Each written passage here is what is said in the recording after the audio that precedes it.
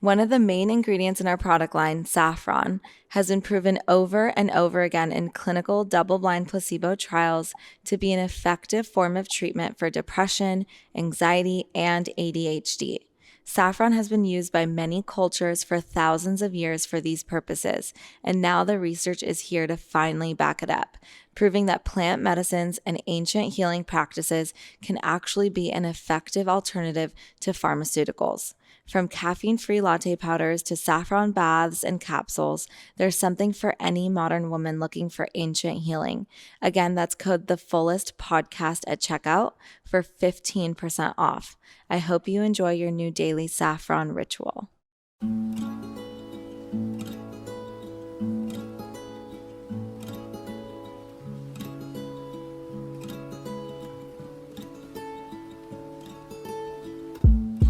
Hi everyone, welcome to the Fullest Podcast. I'm your host, Nikki Bostwick, and today's guest is someone who I've admired for so long, and I finally got to meet her today, Jena Covello, the founder and CEO of Agent Nateur. Hi, Jena. Hi, Nikki. How are you? So good. I'm so glad we're finally in person together. I know. I feel like it's been like years and years. And then like from 2020 until now, it was just like, it feels like a month. I know.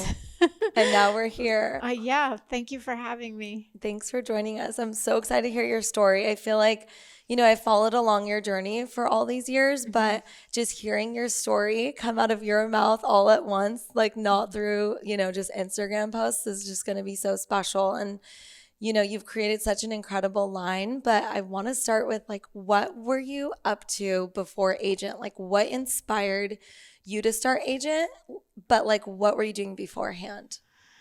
Well, I was like hustling.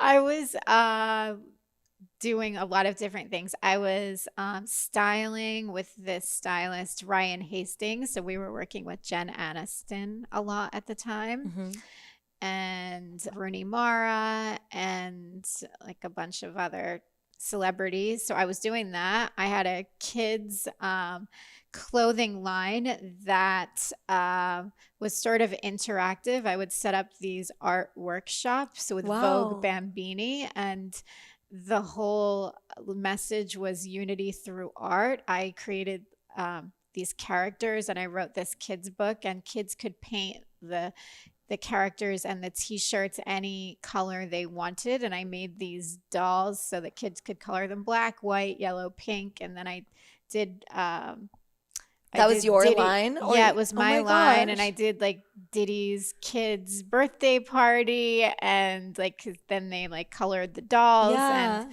I would have these like art workshops like all throughout New York. I had like all of this press from it, but it wasn't monetarily successful. So I was doing that. And then prior to that, I was a shoe designer. And so I was traveling a lot to Europe and to China for work. And I had to like completely give up designing shoes because the endometriosis, it just didn't allow me to travel so much. I was getting so sick with my periods. And so I had put that on the side. Then I had the kids brand, and then I was styling, and then I temporarily went back to freelancing with the shoes right before Agent. And then I was diagnosed with adenomyosis. And which is endometriosis that is inside the muscle of the uterus. And it was really incredibly painful, more painful than the endometriosis. And I was like on the floor throwing up for like 7 years. And like, during really your period or like all the time? But also sick like up until like ovulation, like sick like 14 days a month, like bedridden for 7 years. I almost like had a hysterectomy. That's how bad the pain was. And I was determined to like heal it myself, but I was really close to giving up several times. And so that's really how Agent was birthed, because I had been in so much pain from the adenomyosis. And my father and different people were telling me to avoid the aluminum and antiperspirant since I was a teenager. And I thought they were crazy. Like to hear that in the 90s, like I just felt like, oh, like this is so weird. Like you sound insane, Dad. Yeah. I'm still going to wear like deodorant. And I was like wearing like Secret, like the spray, the aerosol. I was just thinking of that. Yeah. Oh my gosh. And so then my natural doctors said you have to avoid the aluminum and antiperspirant because it's an endocrine disruptor and it can really mimic estrogen, and you're already estrogen dominant. So I bought some natural deodorant in 2014 and I'm like, this is so gross. This makes me smell worse than I smell without deodorant. And I said, I'm going to make my own. And so I just started cooking it. And it was really weird because I had done ayahuasca like 3 weeks before for the first time. And I know that was connected to it. Totally. It was totally connected to it. Did it come through while you were in the... No, I did it in Bushwick in New York and in Brooklyn. And when I left, I just knew I had to put the kids line to the side. And I'm like, this is done. And I have to close the door. And once I completely close this door, the door is going to open for what I do next. And I think 3 weeks later, I was cooking deodorant. And I had no intention of selling it at the time. I was just making it for myself. And then I was like giving it to friends. Then like Naomi Campbell got a hold of it like about that time. With like your styling? She got through this girl, Ashley, who owns a PR company. Wow. And then she sent me this like really nice Ashley Margolis. It's her name. Oh my gosh, I love Ashley. She's the best. She's an angel. She's an angel. She like knows what's good like when she sees it. Yeah. Wow. Mm-hmm. She sent me this letter and she's like, you created something like really, really special. And like, I don't know, it really inspired me. And I had no idea at the time like what Agent was going to turn into. So yeah, that's kind of how I got started. And then I think we started connecting like probably in like 2016. Yeah, we did. Yeah, pretty really like, early on. Really early on, yeah. Oh my gosh. Yeah, so then you had your one deodorant and then you did your like collab with Shiva. Then I did the collab with Shiva. And then Shiva and I had known each other like forever. Oh my gosh. We had met through Rosetta Giddy like a long time ago, like 17 years ago. We'd spent like time together at Shiva's or at Rosetta's house and became friends. And then she said we should do something together. And she helped create like the most beautiful scent. Oh my that's gosh. Still like one of our best sellers. Wow. And then I went to school in the south of France for natural cosmetics and fragrance, right when Shiva and I launched the deodorant. Wow.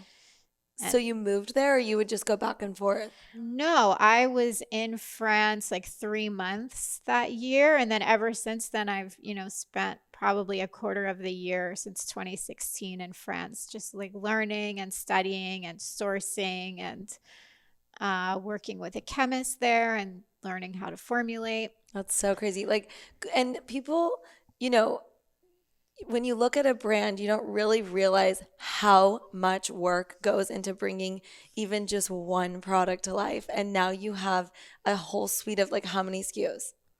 Like Kristen, how many SKUs do we have? 36? Do we really? Gosh. Does that include travel size? All right, without travel, what is it, 22? It's 24, 25. Okay. Yeah. Wow, 24 or 25 different products. Yeah, I mean, I don't want to overwhelm people though, because I started with one SKU and $300. I ordered like 200 bottles from the UK. They were little travel size and I couldn't afford to print them. So I just ordered stickers. I made my logo myself, Agent Nateur. I came up with the name myself, designed the logo myself. And so I put the sticker on the bottle. And then I would put them in like a little black velvet jewelry bag to make them look nice. And then I couldn't even afford to print the boxes. So I bought the boxes off Uline and then I put stickers on the front and the back. So smart. And then I would like go into Detox Market like every week. And I'm like, you guys have to sell this deodorant. And at the time, the girl who worked there, Jasmine, she was like, this is like too oily. It's too soft. And then like finally, like they said yes to it. They were like one of my very first accounts. But I'm just telling that story because I started with $300. It didn't take so much money and it wasn't so difficult to do it with just a tiny bit of money. That wasn't the challenging part. The challenging part was the formulation. I think I cooked the deodorant 100 times over 8 or 9 months before getting the stick correct. Because at the time there were really no baking soda deodorant sticks on the market. Like Schmidt's only had a jar at the time. Yeah. And then there was something called Pit Paste, and that really worked, but that was also in a jar.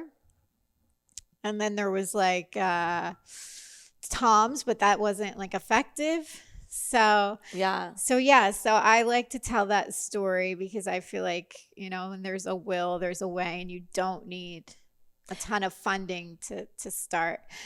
But what's different now compared to before is the green beauty space was very small then. And so my retailers, for the most part, all found me through Instagram and word of mouth, and there wasn't so much competition at the time. So I was kind of the only luxury natural deodorant that was in that space coming out of LA. So it was easy to get the retailers on board. Yeah, that makes sense because it's definitely grown since you launched. But I mean, I haven't found I guess there's a lot of natural deodorants on the market, but I feel like I just continued to use yours or like go through trying to not use any, which is like not a good idea. What's your favorite one? No, I love yours. Like I love the unisex one right now. The black I feel one? I like to switch it up just because I think, and you have one that's now baking soda free, right? So Which, I have, I think is really cool because some people have like detoxing effects from baking soda, right? Well, two things happen. One, when you switch to a natural deodorant, some people sweat more because you've been clogging that area for so long. That for me personally, when I switched to my deodorant, it like completely took away like any bad smell, but I sweat profusely for a year. I was like dripping sweat because you have to think you've been clogging that area forever. So it took me a year to detox and to stop sweating, and now I like barely sweat at all.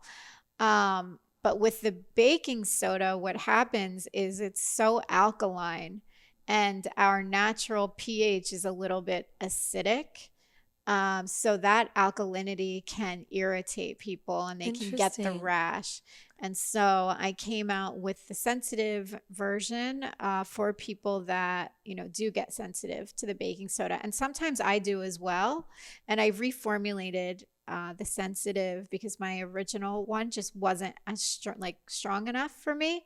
And now I can wear the sensitive and it's like perfect. Wow. And it really like takes away and masks the odor and truly works. Can you like work your way up to the other ones? Like if you start with sensitive and then you get used to it and then use like have deep or like, you know, gotten used to natural deodorant enough that you can do the other, or you would just recommend sticking to it? Well, there's one thing that'll take the rash away. Like if you do an apple cider vinegar wash before or after, that'll sort of neutralize everything. Yeah. And it'll make it so it's not as alkaline.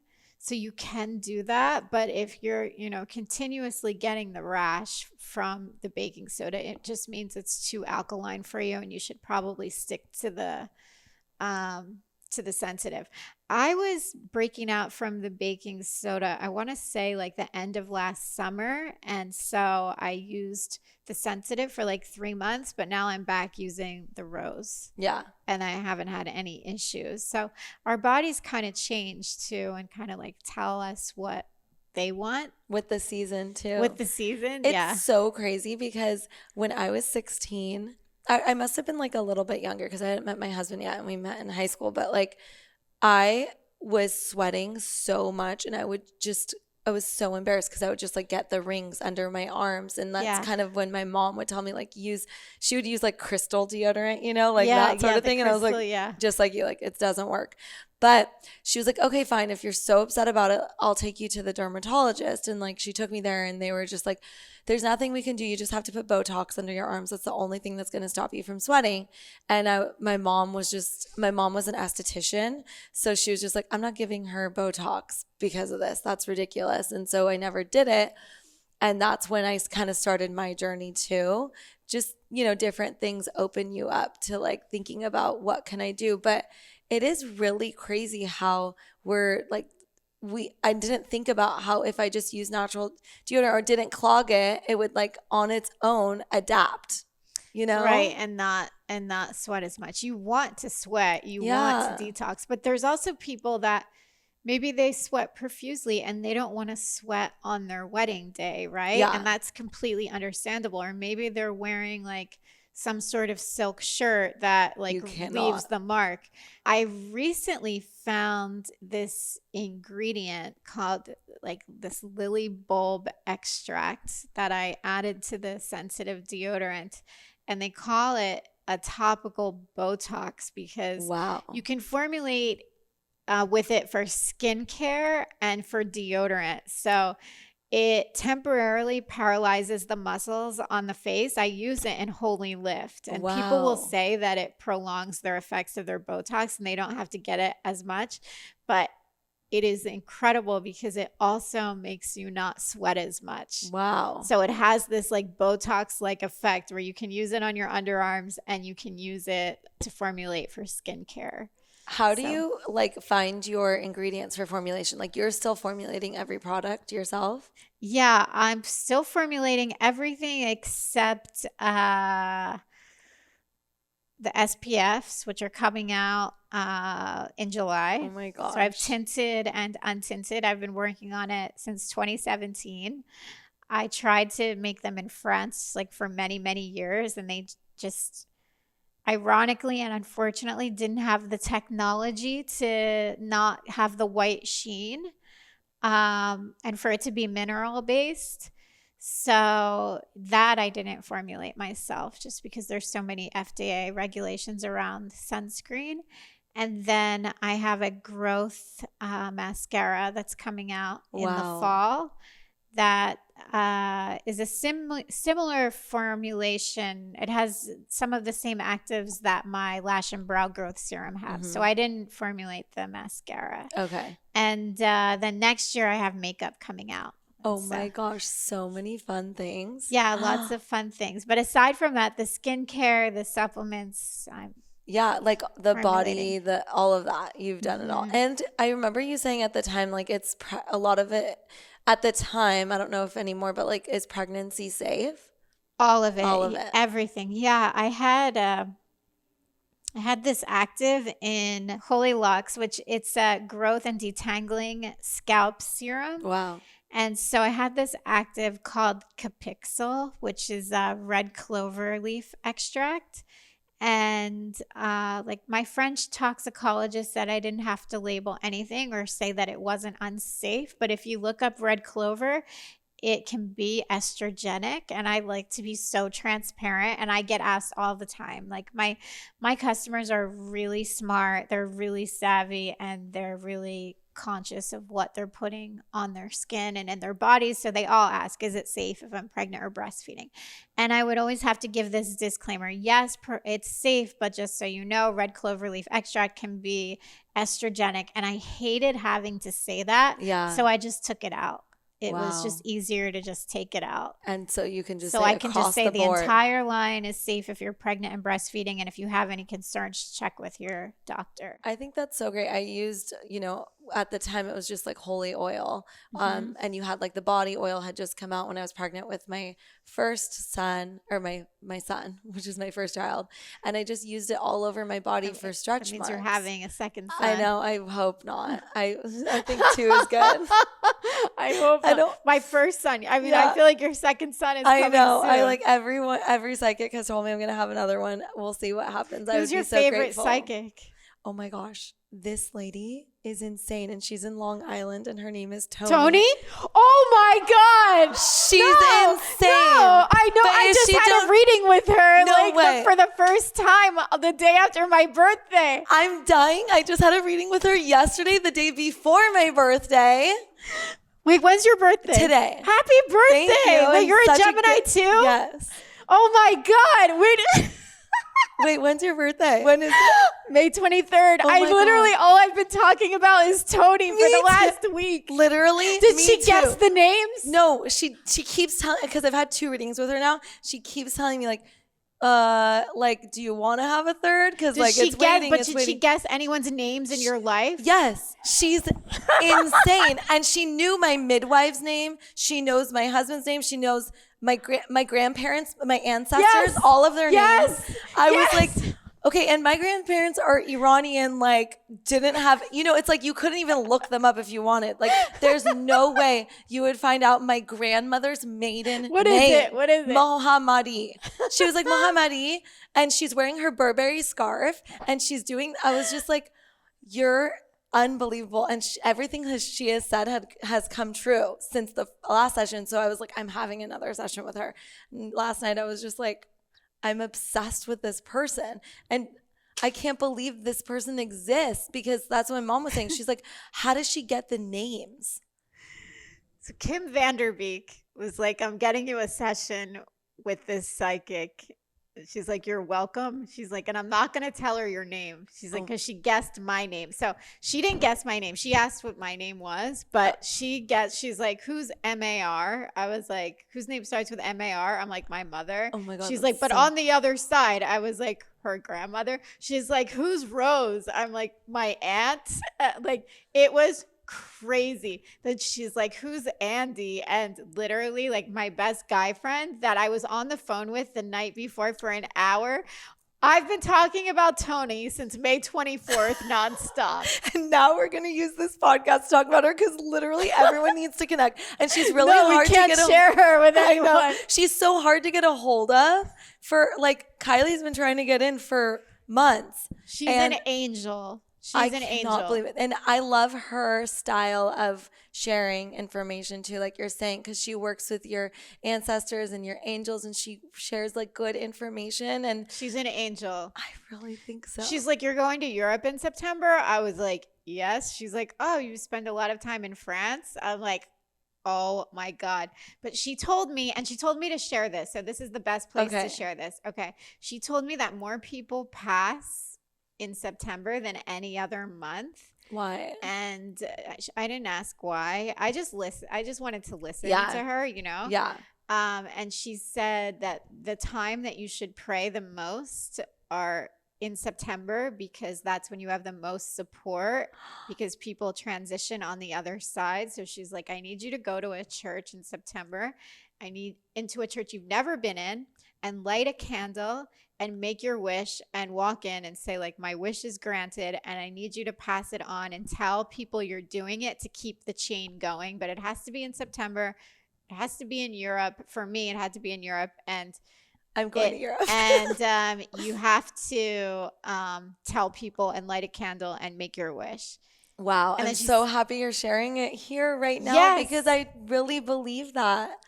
I really believe that. And that's kind of what she was saying, because my mom is really just so into prayer, and she's had so much happen in her life. When she was 12, her father was executed in the Iranian Revolution, because he was the head of the CIA there, Savak. I'm so sorry. And she is so connected with her culture, which is like what's really fun for me to share like saffron with people, because it's like directly part of my lineage. And she was like so delicious, talking about it.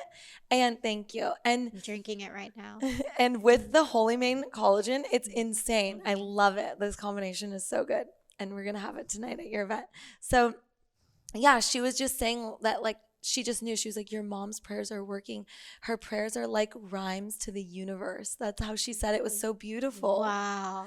And I really believe in the power of prayer. Like, no matter what religion someone is, I really believe that like that connection and that faith is there for us to reconnect, even with the people that are on the other side that have passed, that just want to protect their lineage. Yeah. It's so beautiful. I can't believe it's Tony. I know.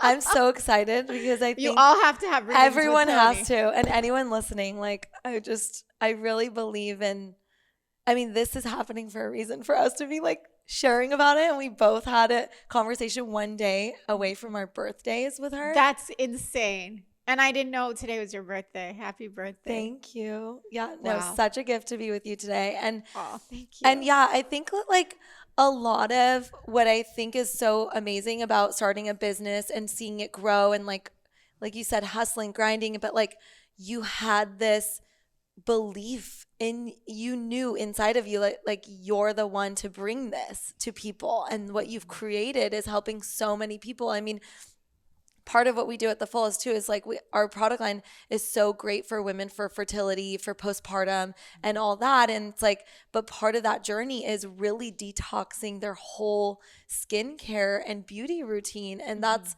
something that there aren't that many brands that are, you know, trustworthy and exciting and inspiring that you want to send someone to. And yours like is totally that brand for people, where, and being able to say across the board while you're pregnant, you can use any of these products, just like replace them with what you have. And there's like you can literally replace your lash and brow serum, like everything now with your line. You are so supportive. Thank you so much. No, thank you. Your words are so kind, and I appreciate you so much. But it's true. And I think like, you know, it's so cool. Like you had a couple other things you were doing before, and you did have your own business, which the kid thing does sound cool. And I could see that happening, like, and being really successful in kids' parties. But it's like, there's like a certain amount of hustle and grind and like having a good idea, and then like really doing something that you're like, it's your vocation in life and it's your calling. Yeah, it does feel like it's my calling. I feel like my biggest struggle has been the endometriosis, and I feel like this was the gift that it gave me. Yeah. You know, like I've struggled since I was a teenager, and I've been in so much pain, and if I didn't have that pain, I wouldn't have my company. So totally, it's definitely the silver lining, but also I have always had a manifesting mindset since I was a little girl, since I was like 3 or 4 years old. And I would always focus like on what I wanted and the vision of what I wanted to create. But I didn't know how I was going to get there. I had no idea. I just focused like on the end goal. And if somebody told me that I was going to get there by cooking deodorant on my stove, I would have thought they were insane. Yeah. But then I enjoyed it so much. Like it was so fun to mix and to make it. And then when I started working with my chemist, she said, you're the only person I work with that has like a firm understanding of formulation. And I don't know where you learned how to do it or how you do it. I have no idea how you like understand it, but it feels very innate and natural to me. Yeah. So it does feel like it's my calling, because it comes like very easy, like for me to formulate. I don't know where that came from, but there are strict regulations and standards, and I abide by all of them, and all of my formulas have to be checked, and they go through a regulatory process in France. And so my chemist checks everything that I make. I don't know if you know this, but like the laws have changed a lot. For the first time, I think since 1938, there was a law passed for beauty to regulate I didn't know brands. Yeah, and it's a pretty strict regulation. And you know, it's interesting because at the time I was calling for the regulation, and I do think that there are ingredients that should be banned, and California is one of the first states to ban a bunch of ingredients that are toxic for skincare, which I think is amazing.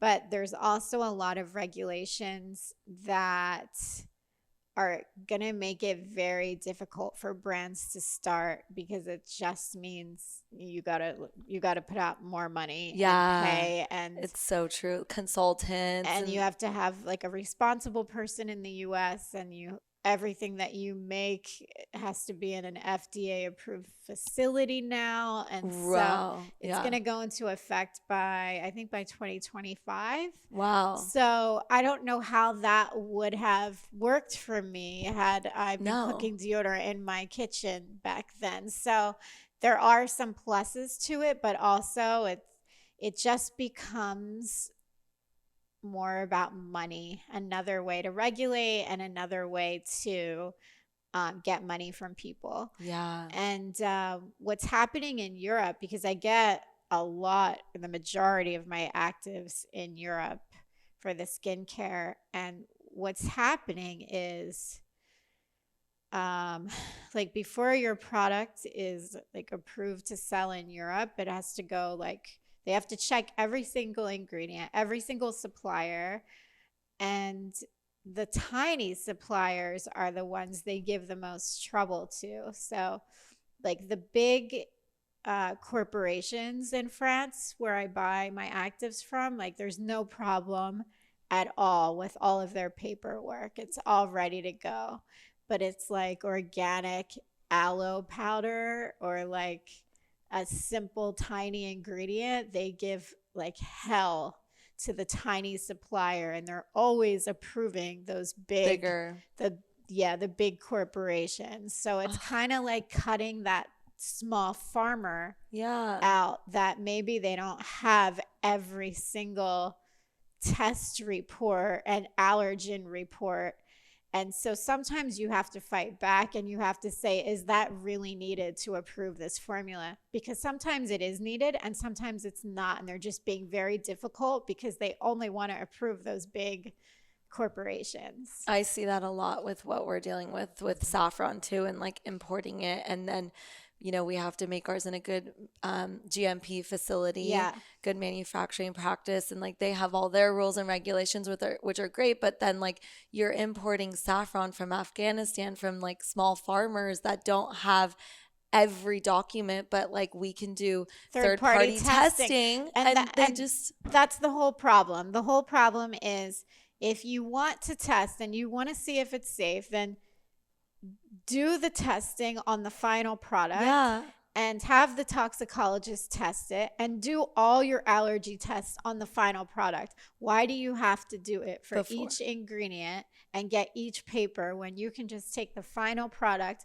and you can fully test it for everything that you want to test it for? Because that's not what it's for. It's to cut that supplier out. It's so true. It's so sad. And I'm seeing so many of our like various saffron suppliers are like so bummed. They're like, Nikki, I can't afford this. Like I can't do this, but you know my product, you know this. And it's like, you know, it's just a bummer. It's a really big bummer. But I think you're right. And I think it's important to fight back and to fight for them. And there are ways, hopefully, around it that you can work. And you just have to like not take what they say right away. You have to work together. You have to work together and you have to work around it and fight back and say, is this really necessary? Do you really need this to make this product approved for market? And can I third party test it? Because it all gets third party tested. I know. Anyway, so it's really, it can really drive you insane. Yeah. Which, I want to hear about like that sort of part of the business. Like, how are you? It's grown a lot. You just told me you have 23,000 square feet of space and you're growing out of it. Like, that's crazy and amazing. Yeah. Well, I have I have many different teams, you know, that I manage and oversee. I have I think I've built an incredible team. I have Kristen here with me now she's been with me for a while, actually. She started off assisting, and now she is running sales, and she has gotten my wholesale business a place it has never been, and the percentage that it's up is just insane. So I mean, Kristen, you have done like insane. She is like this type A, like she like whips me into shape. Yeah, it's so she necessary. Just doesn't stop. She doesn't stop. She told me that can I please share Dad? Dad has files on each child. It's like a file that he pulls out about how they're like performing. Oh my gosh. And they would have room checks. They would have room checks. Okay. I love that. So that is why Kristen is the way that she is. It sounds like my uncle. That is hilarious. I love that. Oh my gosh. So yeah. So basically I, prior to Kristen, I had checked out of wholesale. My wholesale business was like just not organized. It was just a mess prior to Kristen. And she came in and she just completely kills it. So I started just focusing on DTC in 2019. And we had no idea COVID was going to start. And so what had happened was like during the lockdown, everybody started finding Agent through my blog. Yeah. So they were like looking for health. Everybody was just like looking at the alternative health tips that I put out. And that's how they found Agent, which was really interesting. And so then DTC like exploded in 2020. That's so cool. Thank God. Yeah. And, well, it makes sense because I read somewhere 69% of women in the United States are interested in alternatives. That's a lot. 69%? Wow. 69%. It's just that they just need to find you in order to see the possibility. I think really that's where the disconnect is. And like, that's why the health industry is really growing. It's like, okay, I'm interested in it. I just don't have that person that can show me what I can do that's different, or what I can like just switch my product to. Like, that's simple. Yeah. Super cool. Yeah. So that makes sense. It's just like been growing since then. And I didn't know you had a background in like design and stuff. So it's really cool that, you did your own logo. You've done a lot of your own, stuff. And I think that's amazing. And that's another thing. That's another skill that a lot of people don't have. Yeah. I'm really hands-on. Or I don't have. Probably. For sure don't.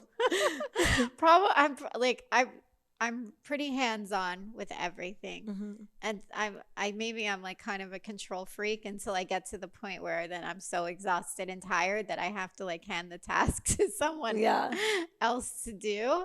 But we have a great team. We're a tight team.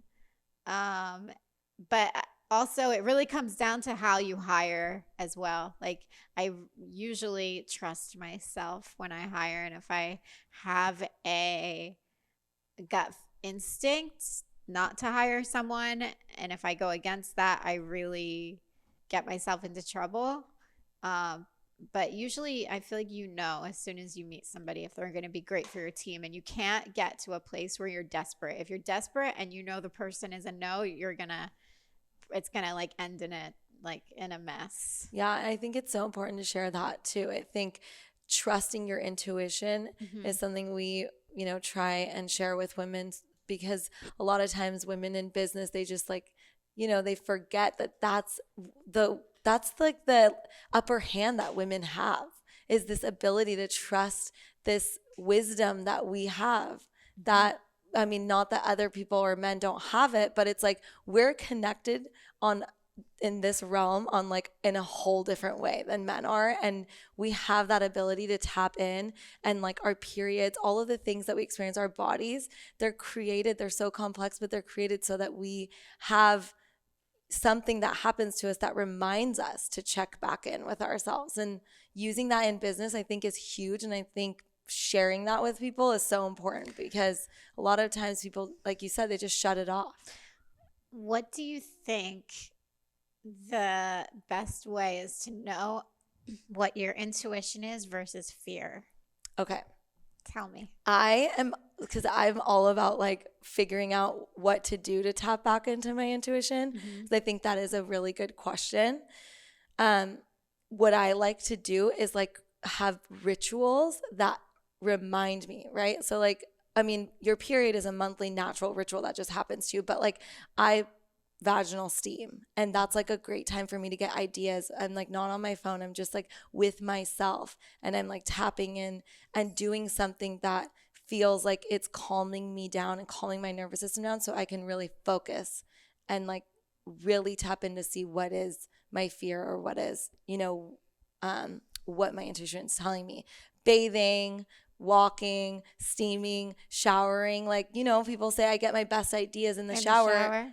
Is because they're like reconnecting with an element of the earth, like water. Hopefully they have like good water that they're showering in, good filter. But I always find that like if I'm confused, I go back to like, because I like doing something to help me reconnect. But then like other things, like I'm really into biodynamic cranial sacral therapy.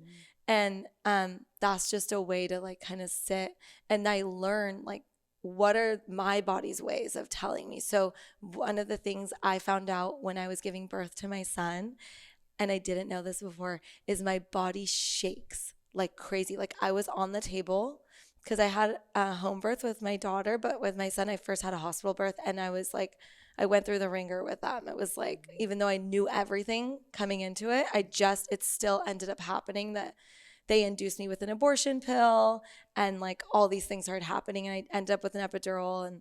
But what happened was my body was like bouncing on the table. I was shaking, and I was like, oh, that's how my body processes, these big events or something. And I, like, my sister-in-law like hates me, and every time she would call me, it reminded me of it, because then after that I get really cold. I start shaking, I get cold. And so like after that I was like, oh my God, this is the same reaction I get when she calls me. I'm scared. Oh my gosh, this is the same reaction I get. Like my mom and I didn't speak for 18 months. It was crazy. Like during COVID, it was really sad, and it's beautiful now. We've like reconnected and we have a great relationship. But during that time, like every time I would talk about her, I would shake.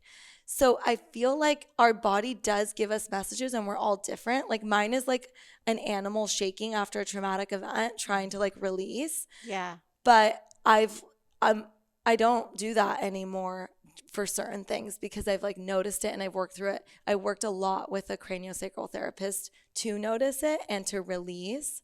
And I feel like it's really nice to have someone else that kind of like helps you notice in session. And then like when you do the rituals and other things, then you're like, oh, that's what that is. That's my fear kicking in, or that's my... You got to give me your cranial sacral therapist. She's local. So like while you're here, I hope that you can like She's connect. Here? Oh, she'll come to LA if you're here for the summer. Okay. She's amazing. I used to see Shiva's guy, Sanford. Oh, okay. Is he not the guy in Topanga? He moved. Okay. He moved somewhere. He like really went off grid, I think, I during know. COVID. I don't know where he went, but he was great. Yeah. But yeah, I haven't seen. Oh my gosh, I'm someone. so excited for you to connect with her. Okay. Before I connected with her, I was like, I don't want to have another child. Like I'm good with one. And like because have you heard of like birth imprint and like No, what that is? that? Okay, so it's like this whole philosophy that your birth story is like the story that you create throughout your entire life. That makes sense. And how, like, because that's when you came into this world. And obviously, like, when you're in your mother's, body, there, all of that is like playing into it. But while you're in labor, or while you're like coming out and your mother's giving birth to you, like whether you had a C-section, that's like a different story. It's like if it was a scheduled C-section, it's like I didn't get to come out on my own time. That can be a story. I was vacuumed out. So my mom had me naturally, but I was vacuumed out. So my whole story is like, I can't do it by myself. And that has been something I've been working with her on since my son's almost 5, since he was not even 2 years old. And we talk about it. We've been talking about it this whole time. And like so much has happened in my life. I mean, we have like a whole like hours to talk about it. But today I called her. And I was telling her about Tony and then like some other meeting I had. And she was like, Nikki, it's your birthday. And like, you've completely rewritten your birth story. And I was just like bawling because I couldn't believe that like those things that happened to me ended up happening on my birthday, because for so long I felt like, and I share this, like my family has really supported me with the fullest, but I've come to a point where I'm like, I really need to do it without them, and it felt like very mutual, and it's a really difficult decision, and like it's hard because I'm very supported by them. So obviously it's like it's hard for me to be like, okay, I'm gonna do it on my own. Were you vacuumed? No, literally. I basically today like confirmed that I didn't need to be vacuumed anymore. Like I'm doing it on my own, and it's That's so amazing. crazy on my birthday. But Wow. I feel like it's just a testament to like just following your path, and like trusting yourself, and like trusting that like everything happens for a reason, and trusting in prayer, and like there's a lot of shitty things that happen too, but it's I think all about your perspective. I really think that's what it comes down to. Yeah. Yeah. I mean, it's hard sometimes though, right? Because we like get in our movies. Like a lot of us have trauma, you know, a lot of us have PTSD, and we can't like get over things just through talk therapy. No. You know, like sometimes we need other modalities to help us. And for some of us, that could be ayahuasca or ibogaine or psychedelics. And you know, EMDR therapy is something that helped me a lot. My husband too, a lot. And I just heard of something called brain spotting. Are you familiar with brain spotting? I just found out about it the other day, but I guess it's a similar technique to EMDR. I don't know much about it. I'm looking into it. Do they like hook you up like? I'm not sure. Okay. I literally found out about it. I want to say it was on Sunday. And oh my so gosh, I'm going to start cool. researching it and like writing about it on the blog. But yeah, I feel like, you know, we all like have our stories, and we all have our trauma that we've dealt with, you know, and we have to figure out how to move forward and get out of our negative headspace, because we all can get there, and we can all kind of ruminate in our thoughts. Yeah, I love that. Yeah. I think that it's all about being curious, and really I just did a podcast with Robert Grant. Do you know him? Mm-mm. He's actually local here. I feel like you guys would get along. He's a great one to just kind of philosophize with. But anyways, he used to be the CEO of Allergan. And then he kind of is all about, he has like this data company that's data security, and has a lot of different companies. But we're just sitting here, and he is the host of Code X on Gaia TV too. And he takes people to Egypt. So he's like really spiritual too. He's like, there is no such thing as a coincidence. Like that experience, like talking to him, because I really have always kind of believed that, but I go in and out of it, you know? Yeah. And just his like definitiveness and what he was saying, I was like, oh my gosh, it's so true. Leaving that podcast, I was like seeing everything with new eyes. And I thought it was really cool, because when you walk around in life thinking, maybe this isn't a coincidence. Like, I'm supposed to meet this person. I'm supposed to have this conversation at this time. About Tony. Yes. Like, there's no way that's a coincidence. Yeah. No. That's crazy. And it's like, it's really cool. So I love that, you know, we're on the same page. Me too. But I love you and your line, and I appreciate you coming here and sharing with us your story. And thank you so much. And hopefully there's more of, you know, these conversations to come. Of course. Oh my God. Yes. When I start my podcast, you'll come on. We'll talk more about Tony. Yeah, we will. We'll like have her on 3-way. Thank you so much. Yes. And how can people connect with you? Tell us everything. Oh, they can find me on my handle on Instagram at Jena Covello, or at Agent Nateur, or they can go to my website, agentnateur.com. Thank you. Thank you so much, Nikki. Thank you.